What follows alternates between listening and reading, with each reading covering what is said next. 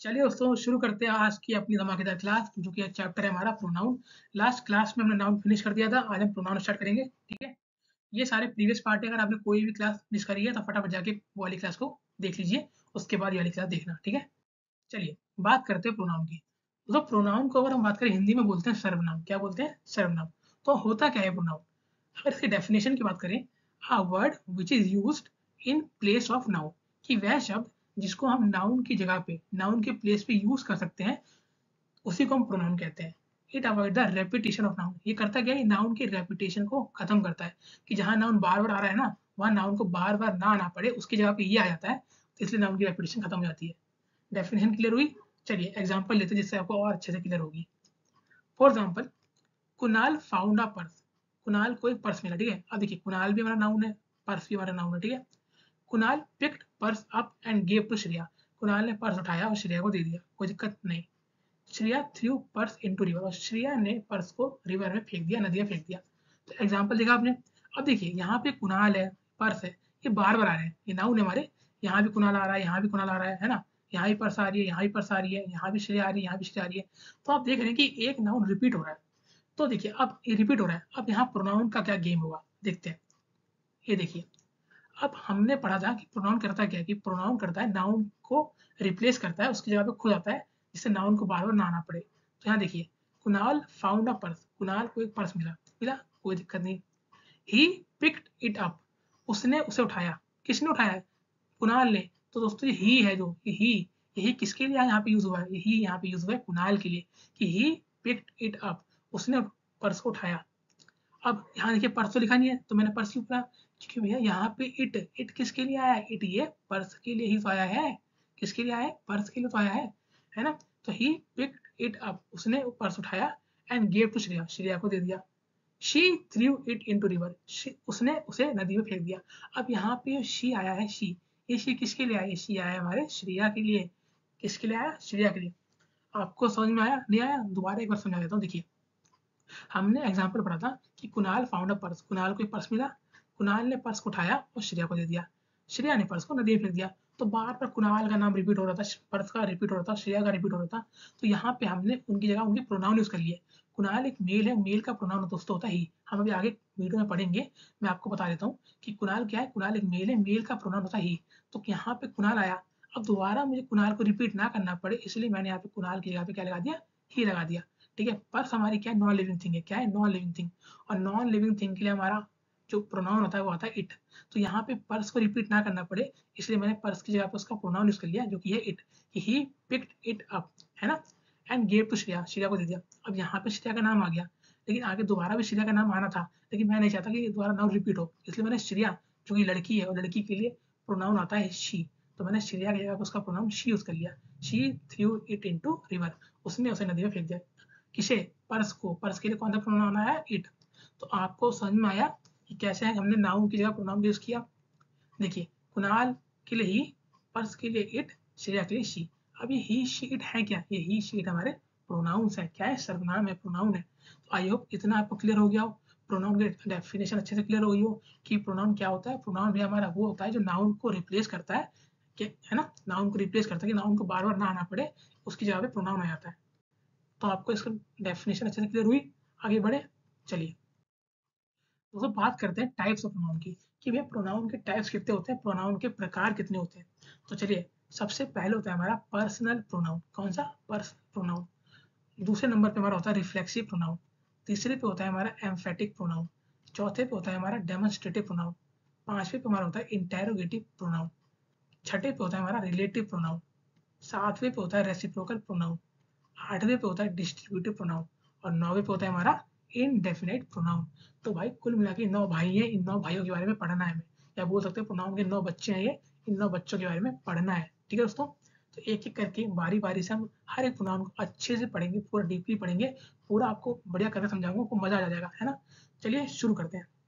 देखिए, आज की क्लास का हमारा टॉपिक है सबसे पहला पर्सनल प्रोनाउन।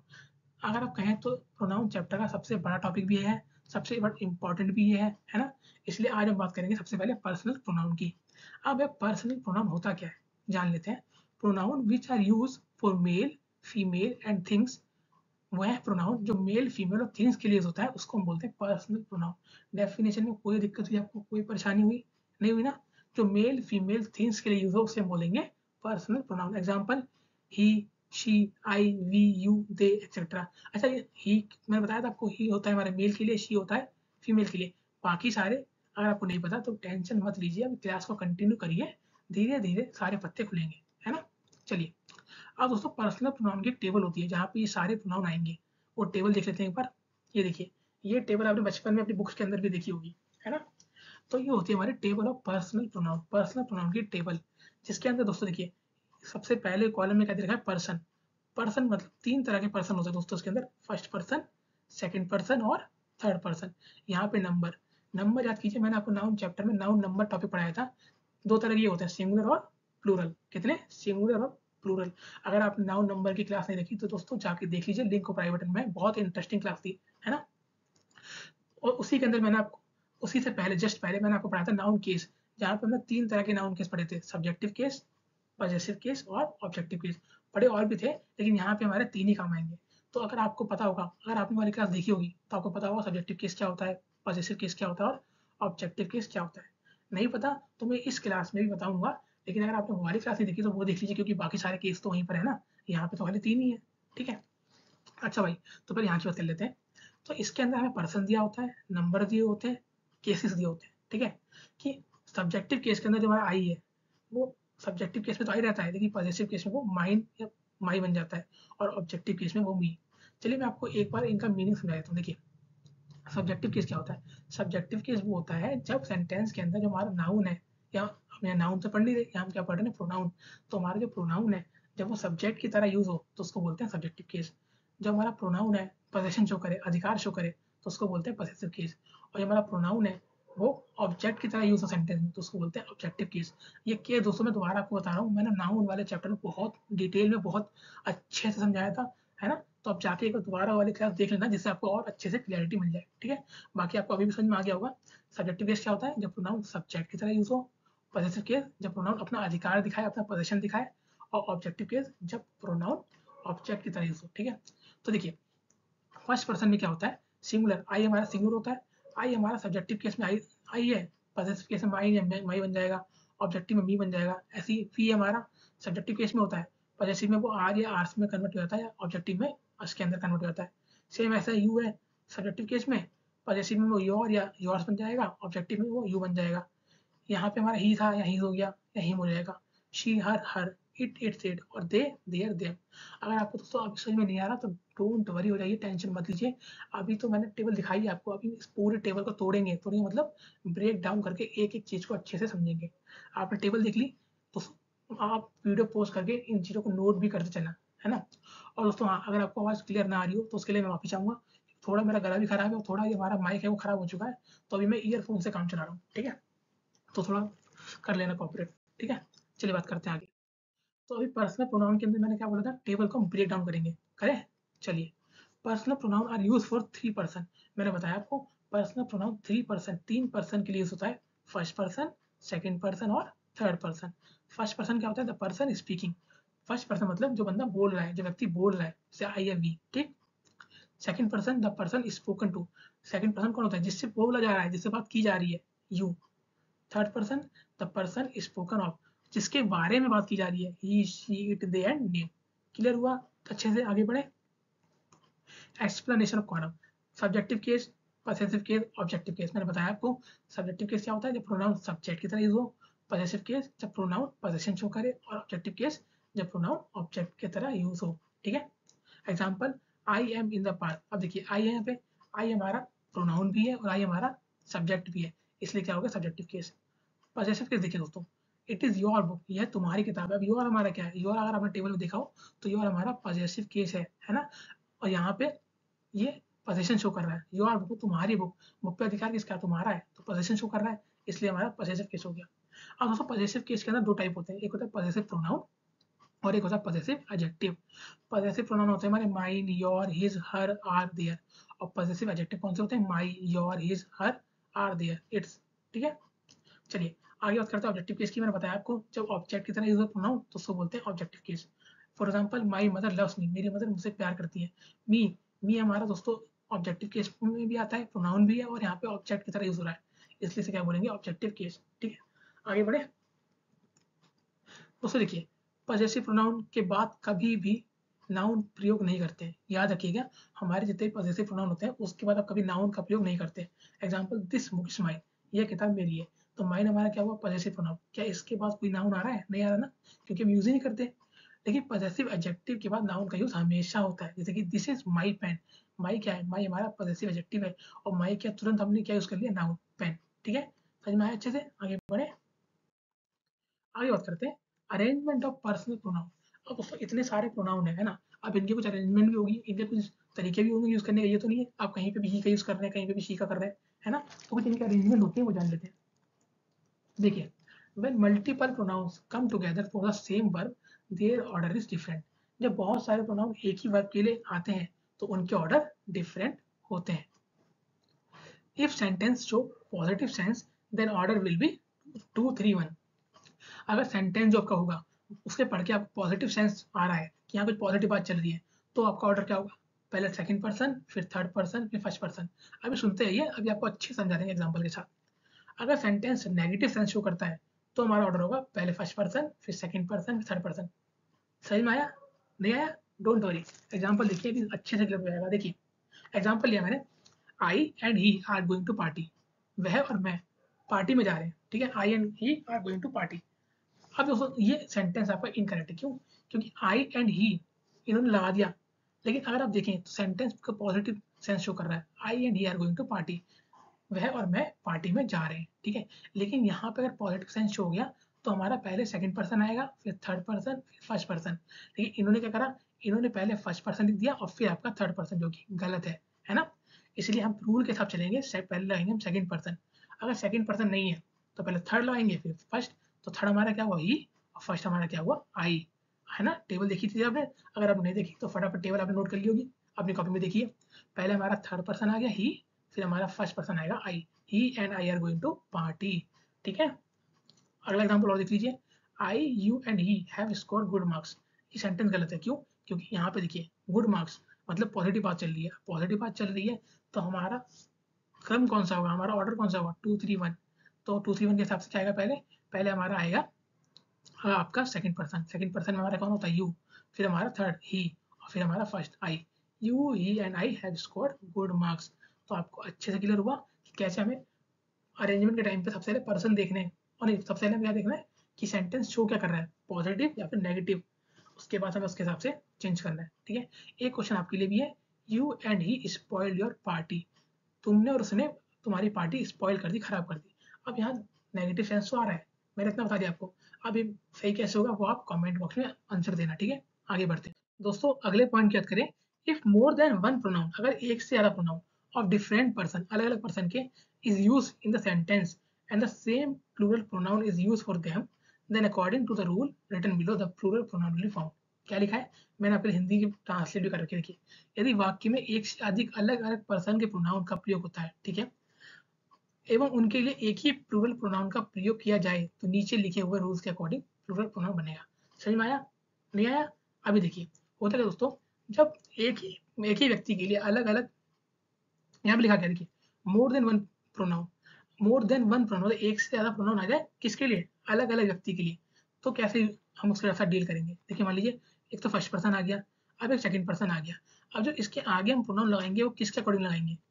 सेकंड के अकॉर्डिंग या फर्स्ट के अकॉर्डिंग? इसलिए रूल दिया गया है कि अगर फर्स्ट पर्सन हो उसके साथ सेकंड पर्सन हो तो जो आगे का प्रोनाउन आएगा वो फर्स्ट पर्सन के अकॉर्डिंग आएगा।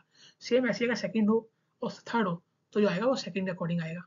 थर्ड हो और फर्स्ट हो तो फर्स्ट के अकॉर्डिंग, फर्स्ट सेकंड थर्ड तीनों हो तो फर्स्ट के अकॉर्डिंग। कैसे? एग्जांपल देखिए, the teacher scolded you and me. Teacher ने डांटा तुम्हें और मुझे। अब यू क्या हमारा कौन सा पर्सन है? सेकंड पर्सन है। और मी हमारा कौन सा पर्सन है? मी हमारा दोस्तों कौन सा पर्सन हो गया? फर्स्ट पर्सन हो गया। कौन सा हो गया? फर्स्ट पर्सन हो गया। तो हमने पढ़ा भी था कि जब फर्स्ट पर्सन और सेकंड पर्सन साथ में आए तो हमारा आर आता है, आर होता है फर्स्ट पर्सन। तो you and me for our mistake, हमारी गलतियों के लिए। ठीक है, तो दिखा आपने, जब फर्स्ट पर्सन सेकंड पर्सन आएंगे तो हमारा फर्स्ट पर्सन का प्लूरल कौन सा आएगा? आर आएगा। ठीक है, तो आपको मैंने दे भी रखे कि कौन कौन से आएंगे, तो आपको टेंशन ही लेनी। अगर फर्स्ट और सेकंड मिल गया तो आर लगा दीजिए, सेकंड और थर्ड मिल गए तो योर लगा दीजिए, थर्ड और फर्स्ट मिल गए तो आर लगा दीजिए, और फर्स्ट सेकंड थर्ड तीनों मिल जाए तो आर लगा दीजिए। सिंपल। देखिए, he and you are not expected to be late in dash class. He and you, यहाँ पे हमारा सेकंड पर्सन दे दिया और थर्ड पर्सन दे दिया, ठीक है। अब सेकंड पर्सन थर्ड पर्सन दे दिया, he and you not expected to be late. हमने पढ़ा था कि जब सेकंड पर्सन और थर्ड पर्सन आ जाए तो हम क्या लगाते हैं, तो हम लगाते हैं योर। तो हमने यहाँ पे क्या लगा दिया, योर। तो आपको समझ में आया अच्छे से वाला रूल। आगे बढ़े। अच्छा, अब एक ट्रिक भी है, आप एक ट्रिक से भी कर सकते हैं। यदि कहीं भी आई मिल जाए तो हमेशा आर आएगा। कि अगर आपको सेंटेंस में 2-3 प्रोनाउन दे रखे हैं और 2-3 प्रोनाउन के अंदर आई भी है तो आपका आर आएगा, हमेशा हमेशा आर आएगा, ठीक है। और अगर कहीं पे आपको यू मिल जाए और उसमें आई ना हो तो आपका हमेशा यू आएगा। सिंपल सी बात है। अगर 2-3 प्रोनाउन दे रखे हैं, 2-3 प्रोनाउन के अंदर एक आई है तो आप लगा दीजिए आर, ठीक है। और अगर आई नहीं है, यू है, आई नहीं है, तो आप लगा दीजिए यू आर, ठीक है। तो एक ट्रिक आप याद रखना हमेशा। आगे बात करते हैं दोस्तों, एक नोट।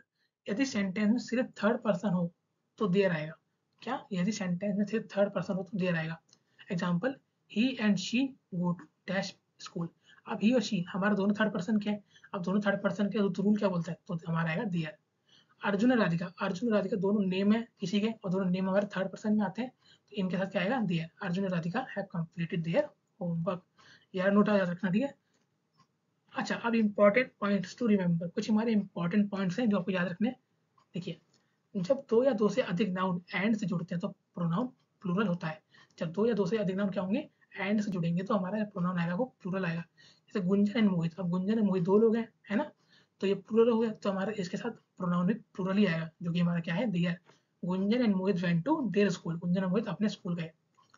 जब दो या दो से अधिक सिंगुलर नाउन और आइदर और नाइदर नॉर से जुड़ते हैं, क्या, जब दो या दो से अधिक सिंगुलर नाउन हो और वो इन तीन में से किसी एक से जुड़े तो सिंगुलर प्रोनाउन का प्रयोग किया जाता है। जैसे कि आइदर अर्जुन और कृष्णा। हमने देखा यहाँ पे आइदर और से जुड़ गए अर्जुन और कृष्णा, तो हैज कंप्लीटेड हिज जॉब। तो यहाँ पे अब देयर मत लगा देना। आप देखो, अर्जुन और कृष्णा दो लोग हैं और भैया ने बताया था दो लोग हों या दो नाउन हो तो उनके साथ तो प्लूरल आएगा, तो हम देयर लगा देंगे। लेकिन नहीं, आपको ये भी याद रखना है कि यहाँ पे अर्जुन और कृष्णा के आगे क्या लगा हुआ है, आइदर और जब वो आइदर और से जुड़ते हैं तो हमेशा सिंगुलर ही आता है, हिज आएगा।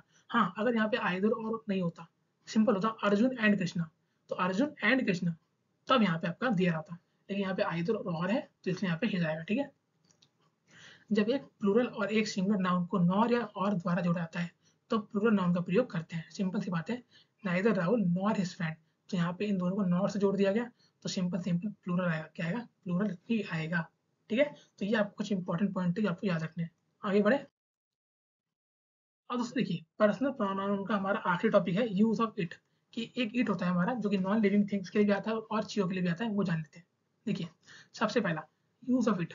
इट जो होता है हमारा नॉन लिविंग थिंग के लिए आता है, जिन वस्तुओं में जान नहीं होती। जैसे कि I bought a new phone, मैंने एक न्यू फोन लिया, इट इज वेरी फास्ट, बहुत फास्ट है वो। अब देखिए, I bought a new phone, phone phone एक नाउन है, ठीक है। अब मैं नहीं चाहता यहाँ पे नाउन को रिपीट करूँ, इसलिए मैंने फोन की जगह उसका प्रोनाउन जो कि इट है, इट को यूज कर लिया। क्योंकि फोन हमारा क्या है, नॉन लिविंग थिंग है, और नॉन लिविंग थिंग के लिए हमारा क्या था, इट। तो I bought a new phone, it is very fast, तो यहाँ पे इट किसके लिए हुआ, फोन के लिए, ठीक है। वेयर इज माई बुक, मेरी किताब कहाँ है, आई कांट फाइंड इट, मैं उसे ढूंढ नहीं सकता। तो देखिए, इट किसके लिए आया, हमारा बुक के लिए आया, बुक हमारी क्या है, नॉन लिविंग थिंग है, ठीक है। समझ में आया आपको। आगे बात करें, referring to animals, animals without specific gender, animals के लिए भी आता है। Look at that dog, it is so cute, है ना। तो यहाँ पे इट आया किसके लिए आया, डॉग के लिए आया। I saw bird, it was singing beautifully, मैंने एक पक्षी देखा जो बहुत सुंदर गा रहा था। तो वर्ड हमारा क्या है, एनिमल है, और एनिमल के लिए हम क्या लगाते हैं, इट लगाते हैं, ठीक है। If you know the gender you can use he और she. Example, that's my cat, she is sleeping. देखिए क्या लिखा हुआ है, अगर आपको जेंडर ना पता हो तो इट लगा दो, लेकिन अगर आपको उसका जेंडर पता है तो आप वहाँ पे ही शी भी लगा सकते हैं, ठीक है। आगे बढ़े। Referring to babies when gender is not mention exam. देखिए, जो बेबीज होते हैं, न्यू बॉर्न बेबीज होते हैं, नवजात शिशु होते हैं, अगर आपको उसका जेंडर नहीं पता कि वो चाइल्ड जो है वो बच्चा लड़का है या लड़की है, तो आप वहाँ पे इट लगा सकते हैं। The baby is crying, baby रो रहा है, इट मस्ट बी हंग्री, वह जरूर भूखा होगा। अब हमें नहीं पता कि बेबी लड़का है या लड़की है, इसलिए हमने यहाँ पे इट लगाया। लेकिन हाँ, अगर हमें पता होता कि बेबी लड़का है तो भी लगा देते, और हमें पता होता बेबी लड़की है तो भी लगा देते, लेकिन हमें नहीं पता इसलिए हमने इट लगाया, ठीक। ठीक है दोस्तों, आगे बढ़े। आखिर हमारा आखिरी पॉइंट है referring to time, weather, distance, temperature, ठीक है, इनके लिए भी हमारा इट आता है, ठीक है। Even though this is technically an impersonal use, it still grammatically a personal pronoun, ठीक है। इट इज रेनिंग, रेनिंग हो रही है बात, ठीक है, वेदर है, इट्स अ 5 o'clock, ठीक है, इट्स 2 किलोमीटर फ्रॉम हियर, ठीक है दोस्तों, सिंपल समझ में आ गया आपको, यूजर भी 4 पॉइंट, ज़्यादा हार्ड नहीं है। आगे बढ़े, चलिए दोस्तों बात करते हैं आज के प्रैक्टिस सेशन की। तो हमारा पर्सनल प्रोनाउन पूरा फिनिश हो चुका है, आई होप आपको अच्छे से क्लियर हो गया हो। कोई डाउट हो आप कमेंट बॉक्स में आराम से पूछ लेना, ठीक है। तो अभी हमने जो पढ़ा उसके बेसिस पे कुछ क्वेश्चन है, चलिए देख लेते हैं। Harish, Madhu and I have prepared dash his, her, their, your, our project. अब बताइए यहाँ पे क्या आएगा। अब अगर यहाँ पे ध्यान से देखें तो यहाँ पे हरीश है, मधु है, जो कि हमारा थर्ड पर्सन है, और आई आ गया, ठीक है। मैंने बताया था आपको, जब आपको 3-4 प्रोनाउन के अंदर आई मिल जाए, क्या मिल जाए, आई मिल जाए, तो आपको बेझिझक क्या लगा देना है, बेझिझक आर लगा देना है। Harish, Madhu and I have prepared our project, क्या आएगा यहाँ भैया, आर प्रोजेक्ट आएगा। एक मिनट, तो पहले का आंसर हमारा क्या हो गया, पहले का आंसर हमारा हो गया आर, ठीक है। आगे बढ़े, देखिए dash your, his, her, our presentation has been completed by me, him and you. अब देखिए यहाँ पे मी है, हिम है, यू है, और मैंने बताया था जब सेंटेंस के अंदर आपको यू मिल जाए लेकिन उसमें आई ना हो, अगर उसमें आई नहीं है, यू है, तो आप क्या लगाएंगे, आप सिंपल सिंपल वहाँ पे लगाएंगे योर, क्या लगाएंगे, योर। समझ में आया अच्छे से, आगे बढ़े। You and he have completed dash his, our, your, their job. देखिए यू आया, ही आया, आई नहीं है ना कहीं पे, तो हम क्या लगाएंगे यहाँ पे, सिंपल सिंपल लगा देंगे योर, क्या लगा देंगे, your. You and he have completed your job. अच्छे से क्लियर हुआ, आगे बढ़े।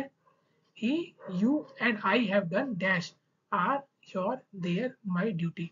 देखिए यहाँ पे ही है, यू है, लेकिन यहाँ पे अब देखिए आई आ गया, क्या आ गया, आई। और जब आई आता है तो हमारा प्रोनाउन क्या, कौन सा लगता है, तो हमारा लगता है आर। कौन सा लगता है, आर। तो इसका राइट आंसर क्या हुआ, आर।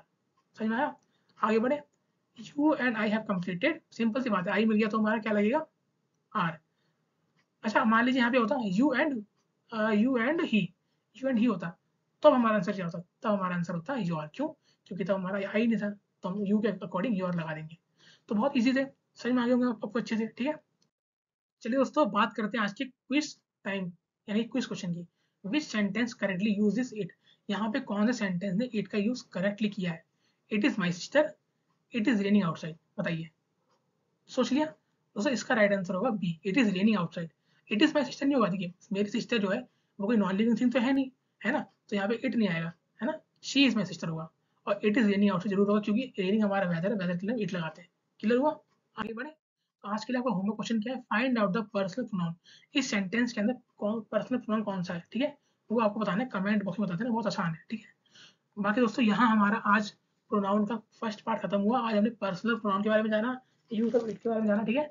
अब नेक्स्ट क्लास में हम शुरू करेंगे अपने आगे के प्रोनाउन। आगे के प्रोनाउन दोस्तों जो है वो छोटे छोटे हैं, जल्दी खत्म हो जाएंगे, ठीक है। अगर आपको आज की वीडियो में कोई डाउट हो तो कमेंट बॉक्स में पूछ लेना। बाकी वीडियो अच्छी लगी तो लाइक करें, कमेंट करें, शेयर करें। मिलता हूँ आपको नेक्स्ट क्लास में, तब तक के लिए धन्यवाद।